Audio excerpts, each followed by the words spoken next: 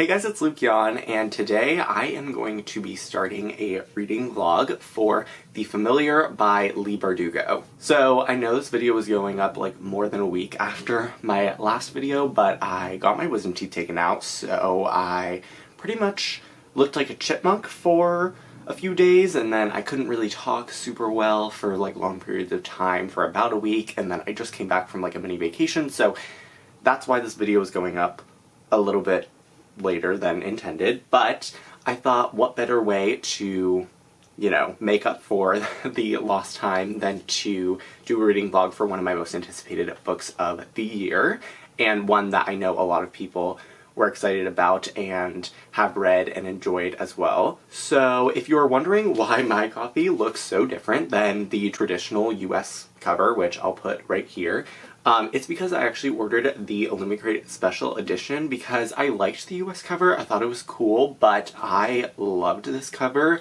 and I'm such a huge Leigh Bardugo fan. I knew that, I would probably enjoy this book, so I didn't mind spending a little extra money, but it is so beautiful. On the front, it has, it's like a red canvas, hardback. There's no dust jacket, but it has all this gold foiling with, trees and pomegranates, and then this nice frame design, and it says Abultar Khazal Abultar Mazal, and then The Familiar Leigh Bardugo. The spine, it looks like one of those old library books, which I love so much, and then on the back it says A Change of Scene, A Change of Fortune, which is the translation. And then there are also these these gilded edges, and then some really vibrant end papers, and then there was also a printed letter by Leigh Bardugo inside. Then it also came with this print, which I think is really cool. It shows Luzia, the main character, and the Familiar, and I just really love the design of this, so I'll definitely be displaying this on my bookshelf as well. But enough about the appearance of this edition. As I said, this is one of my most anticipated books of the entire year, and I did already start it. I'm a little over 100 pages in. I'm on chapter 18, I think. And I am absolutely loving this book so far.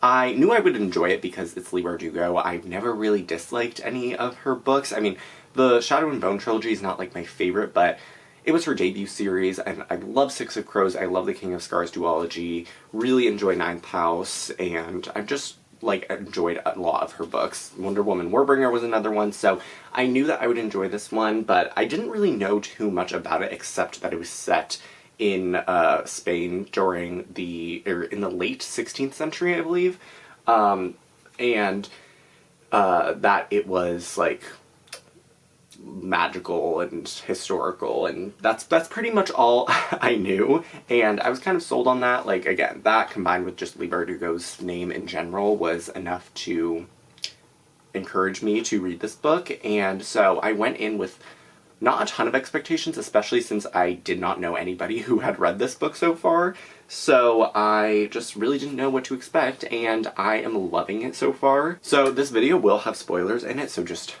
warning here, I will be talking about the in-depth details of this book, so if you have not read it, I would suggest leaving and coming back once you have finished the book. But, so yeah, as I said, I'm about 100 pages in, and I am loving the writing so far. Leigh Bardugo has always had really nice writing, and some of my favorite, but I think with her fast-paced YA fantasy, or even with the Ninth House series, it kind of is a little bit watered down because she can't go into the descriptions as much, and just especially with Ninth House, even though it is adult, she can go into more descriptions. It's just it's more of a contemporary fantasy, so sometimes it doesn't work with her lush writing style, but I'm really enjoying her flowery prose in this book.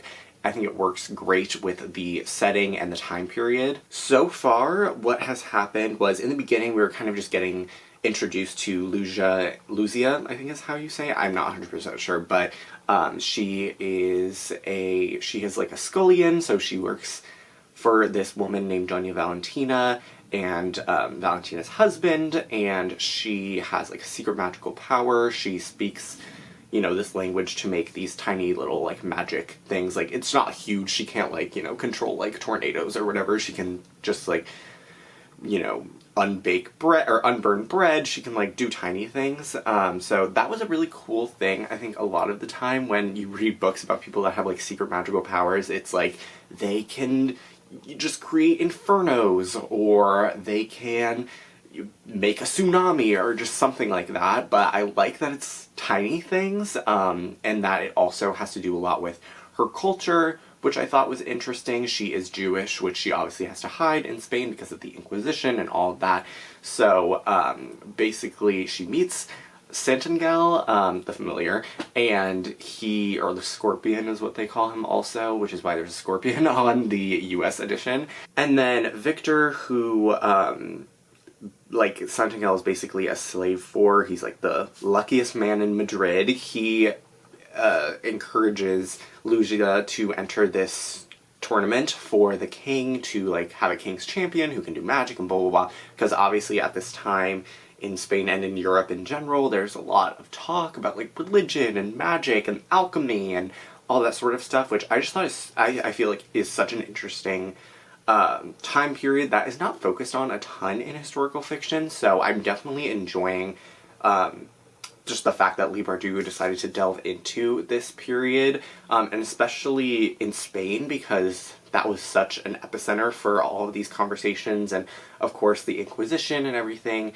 And I recently read The Constant Princess by Philippa Gregory, which obviously deals with like Catherine of Aragon, who was from Spain, and her parents who dealt with the Inquisition and everything. And this is after like the Spanish Armada, so it's after Queen Elizabeth, her navy like took them out. So it's like the late 1500s, whereas Constant Princess was like the late 1400s, early 1500s, but, still kind of general time period. So this is reminding me a little bit of that, and I just love the infusion of, Spanish culture, and of course Lucia is Jewish, so that comes in a little bit. And just all this talk of like politics and magic and history. It's really, really enjoyable. I love the way Leigh Bardugo is weaving all of these complex themes together. I think she's doing a great job of it so far. And I love this concept of the torneo, which is like the King's Tournament. It's also really fun that like there's a little bit of like Spanish in the book, because I am almost fluent in Italian, so I can kind of read Spanish a little bit. So it's like fun to kind of test myself when she puts the Spanish in the book and see if I can figure it out before I read the English translation.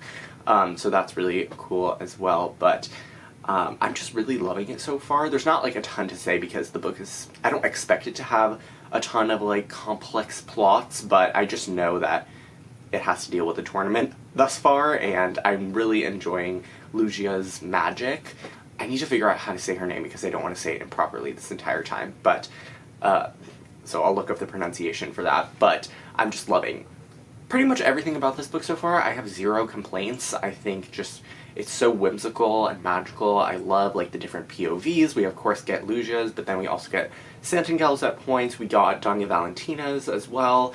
I'm really loving all the characters. I think Marius is cool as well, like a cool side character. Victor is definitely very interesting. I'm excited to see where his character goes, and this whole thing about like him being the luckiest man in Madrid. I don't know if he's a real person. I'm definitely going to do some research on that as well.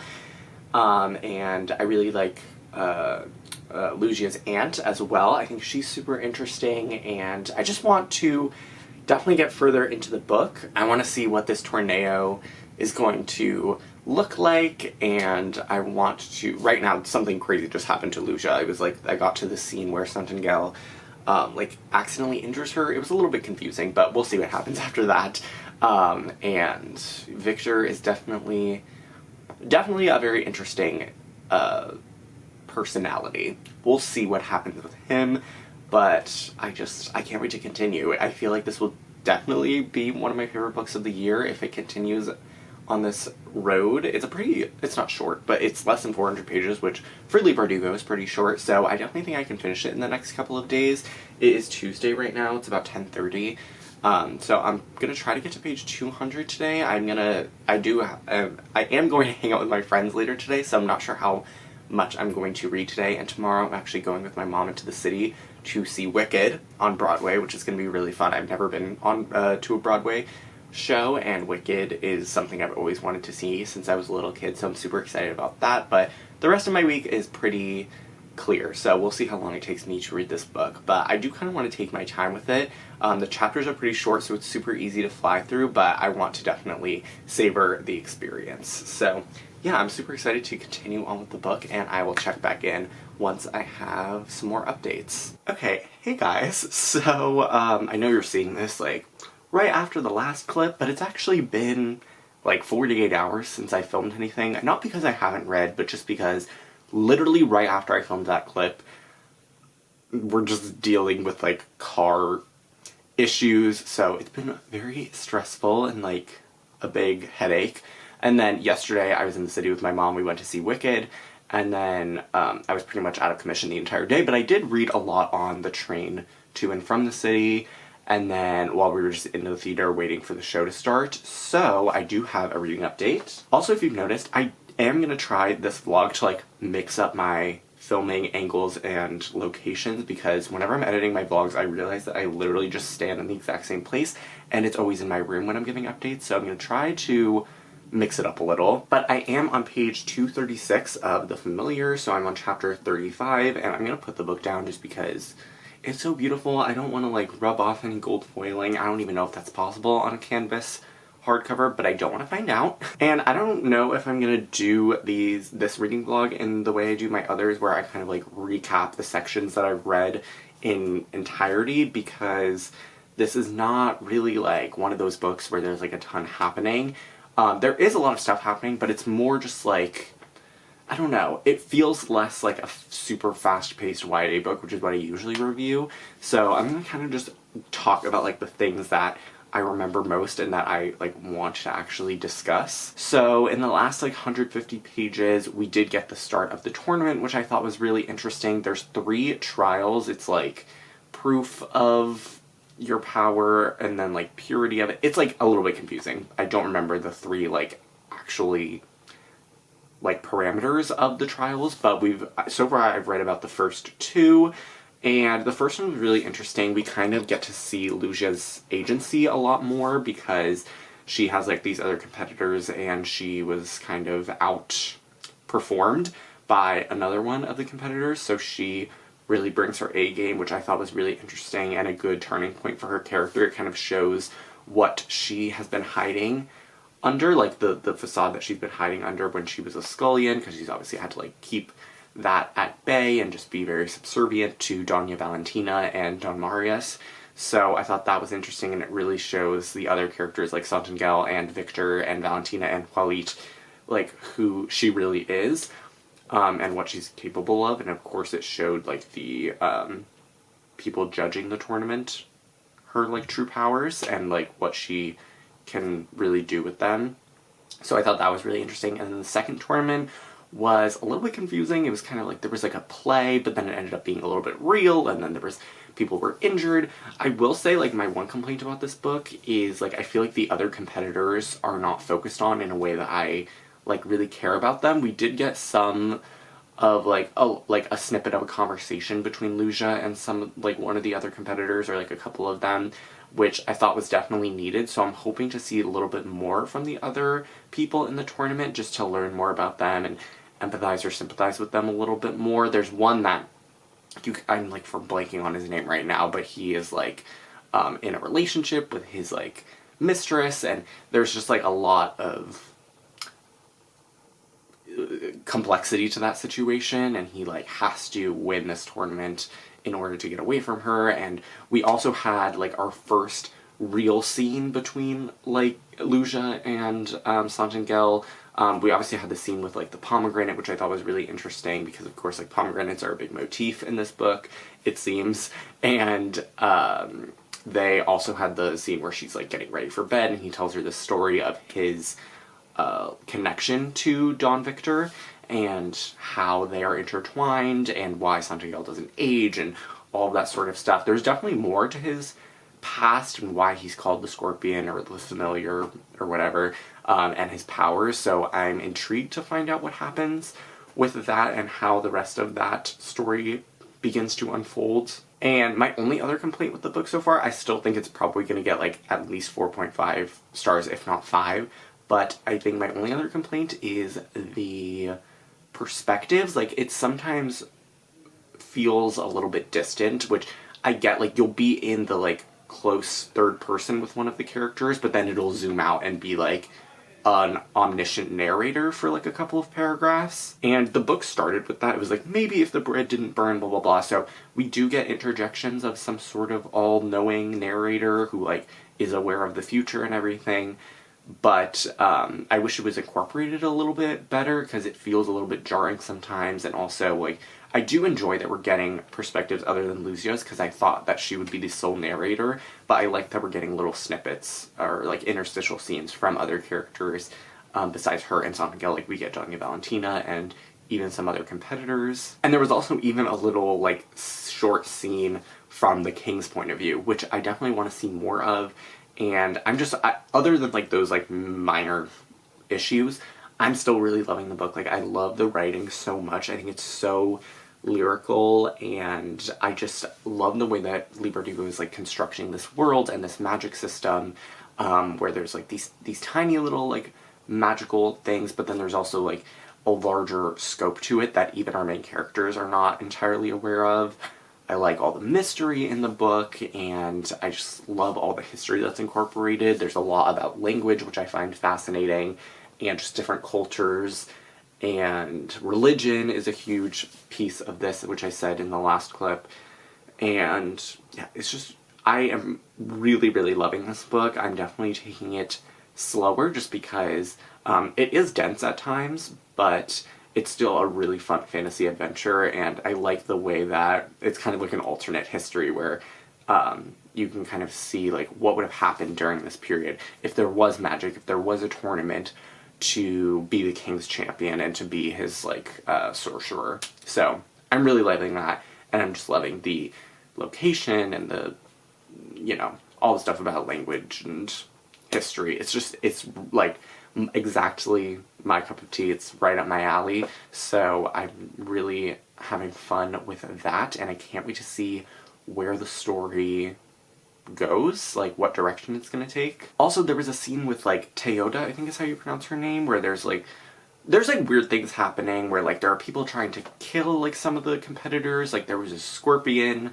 that was like put in Lucia's room, and then some other person like had their like tongue swelled up, and like it could have been scorpion poison, or it's like very confusing. So that's like kind of what I mean about the like mystery aspect of the story. So it seems like someone's trying to pick off these competitors one by one in the tournament, but yeah, the tournament itself is just very mysterious.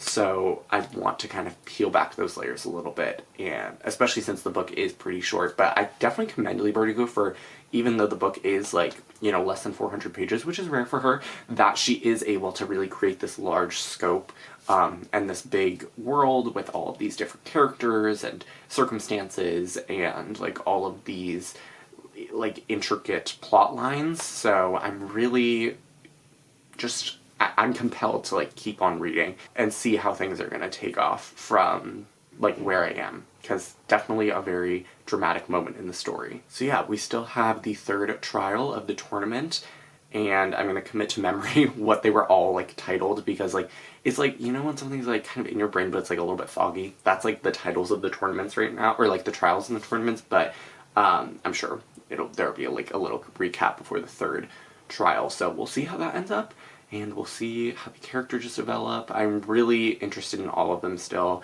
and I definitely hope we get more like scenes from different perspectives as well, because I think that's what Leigh Bardugo is doing really well in this story, and I want to know how like the fantasy and history continue to interact. But yeah, right now it's like 11:30-ish.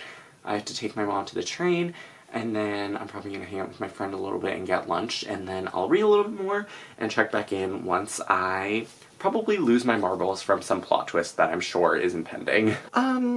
Okay, so it is the next day. I don't know if you could tell. I hung out with my friends after I filmed that last clip, and I didn't read like a ton yesterday, but I was reading a little bit this morning. It's like a little bit after 1.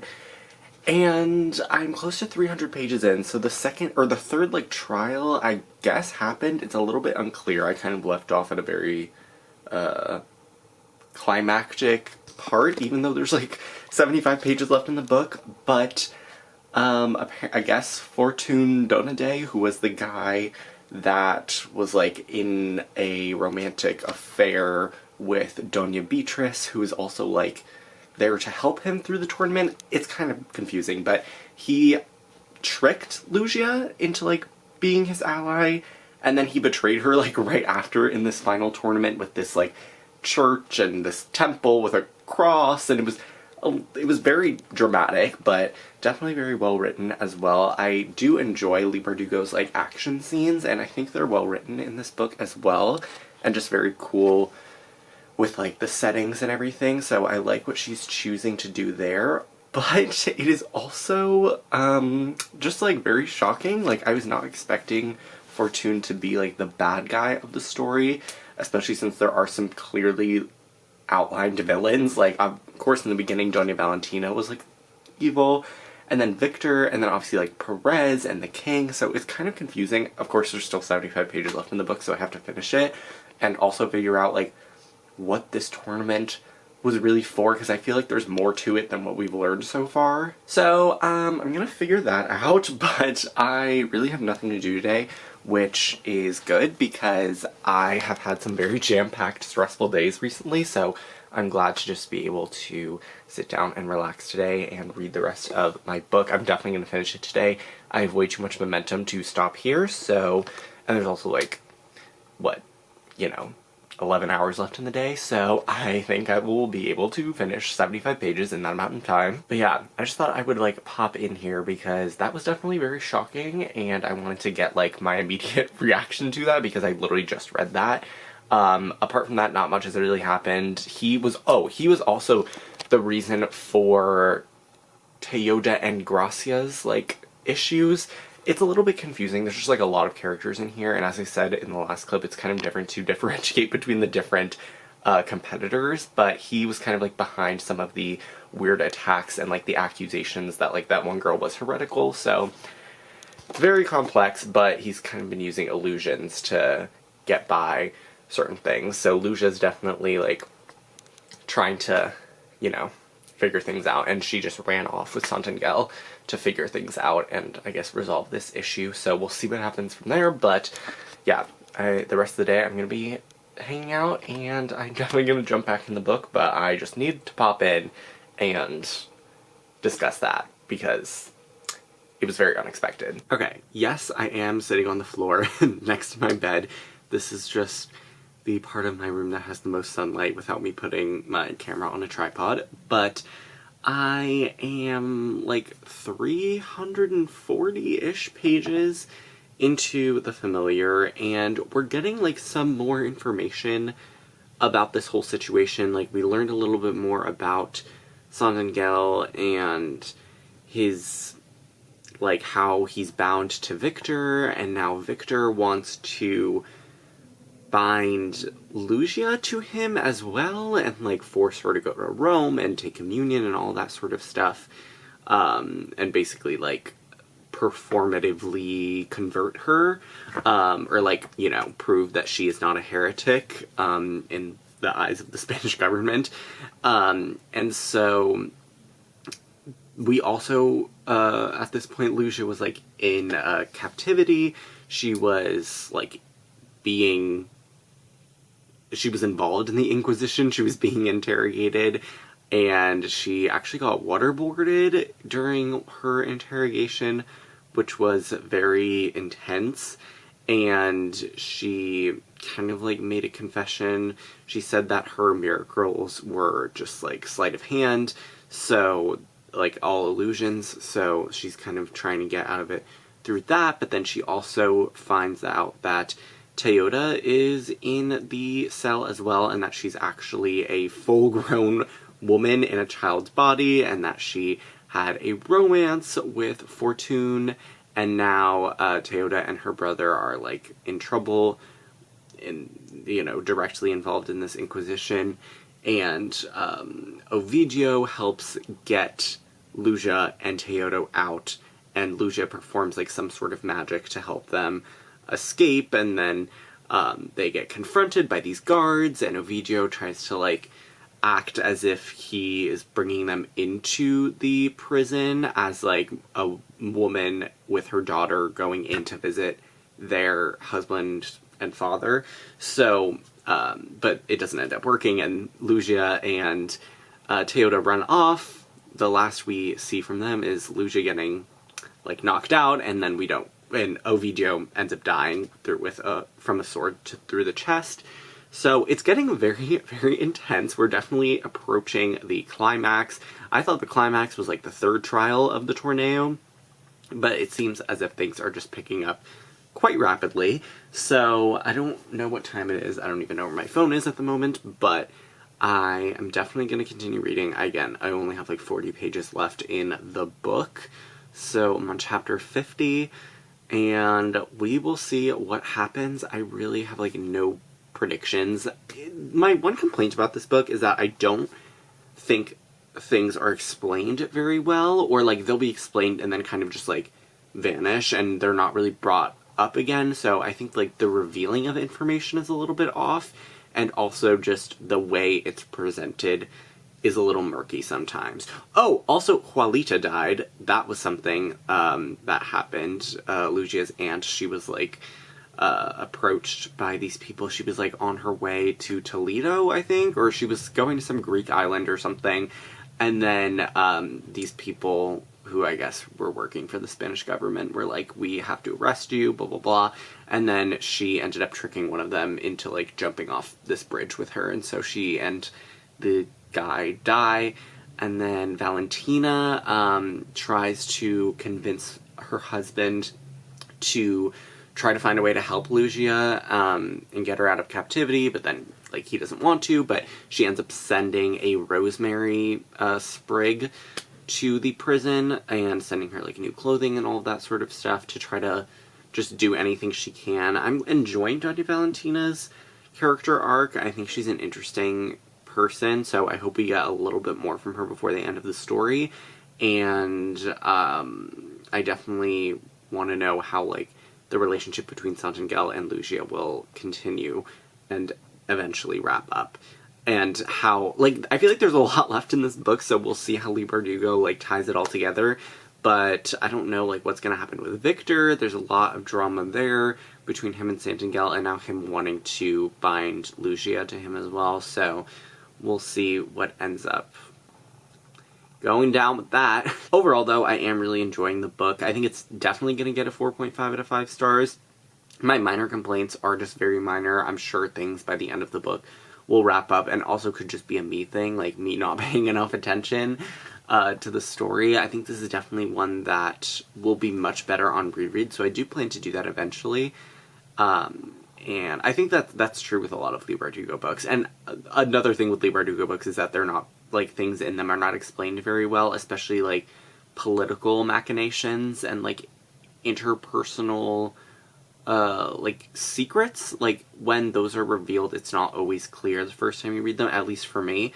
So I definitely do plan on rereading this in the future, and we'll see how I feel about it then. But this definitely has the potential to be 5 out of 5 stars depending on the ending. I think it could either drop down to a 4 or go up to a 5. You know, it really hinges on how the story concludes. So yeah, I'm gonna go and read a little bit more, and I will check back in once I have finished the book, and I'll give my final thoughts. I'll probably, like, give my final thoughts on, like, the section that I've read today, and then tomorrow morning I'll wrap up my feelings on the book as a whole. Okay, hey guys, so we are currently in my sunroom because I just didn't feel like making my bed today, and I don't want to subject all of you to the sight of my very messy room. So it is currently the next day. I thought I was going to update yesterday, but I ended up kind of taking my time with the last 40 to 50 pages of The Familiar. So I finished it late last night, like right before I went to bed. I read the last chapter, And I ended up giving the book 5 out of 5 stars. I really, really loved it. I think the ending was just like perfect. Like I said in the last clip that the ending could either bring the book down to a 4 or up to a 5, and obviously it brought it up to a 5. I really loved it, like the way everything came together. I like how it checked in with every single character. Like we knew what happened with, you know, Toyota and Ovidio and Fortune and, you know, Valentina and Quiteria, I believe is her name, who turned out to be like Valentina's lover, I think was like what was implied, which was like a really interesting aspect of the story as well. And then basically at the end there was like the entire scenes where Lucia and Santangel are being taken out to be burned with like another pirate that was convicted during these like questionings. And then Lucia ends up helping both of them escape with her magic, and they live out the rest of their days, you know, in disguise and everything. And I just really loved that. We also got to like know what happened with the king and everything, and I just thought that the ending really brought everything together in such a beautiful way. I haven't really read any reviews of this book yet, so I don't know how other people feel about it, if they think it was like too rushed or if they wanted something different, but I think the choices Leigh Bardugo made were really brilliant. So I'm super satisfied with this book, and it's definitely going to be one of my favorite books of the year. Overall, I thought the plot was really, really fun and interesting. I loved the historical aspects, I loved the setting, I loved the characters and the writing style, and like just the prose themselves were amazing, but I ended up in the end really liking the way that Leigh Bardugo was using perspective and like omniscient and close perspective, and then just like all of the different characters, because in the end it just came really full circle. So I think it was a good choice in the end. And yeah, I was really not expecting to love this book so much, but I really like, it's a wholehearted 5 out of 5 stars for me. I didn't even have to think about it before I rated it on Goodreads, and I'm really happy that I decided to document my reading experience, because it will be fun to look back on this when I reread the book, because I feel like there's just so many Easter eggs throughout the story that will kind of just add to the reading experience when I return to the story in the future. So super excited for that, and I think I made a good decision doing a reading vlog for this book, because I really didn't have any expectations for the book. I was like, Leigh Bardugo's doing historical, like what's happening? It's like set in the real world. There's like all this stuff. I didn't even know that it was like really fantasy. So I liked the like genre blend that she included, and again, I just loved the history and everything about with the magic system. I just thought it was brilliantly done. So definitely recommend this. I mean, I don't know why I'm saying that, because you probably already read the book by now, but I would love to know all of your thoughts on the book. You know, how did you like the ending? How did you like the perspectives? What did you think of the characters, the plot, the writing, the setting, all of that sort of stuff? So I would love to read all of your guys' opinions in the comment section down below.